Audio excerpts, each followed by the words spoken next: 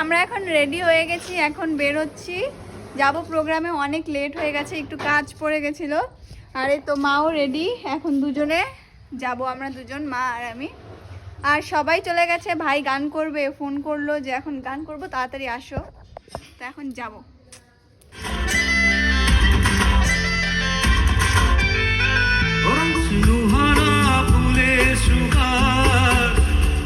ছড়িয়ে যাব অন্তরে স্মৃতিগুলি কখনো ঘুরে দাও মানা ভাসে মানাকে জুড়ে দাও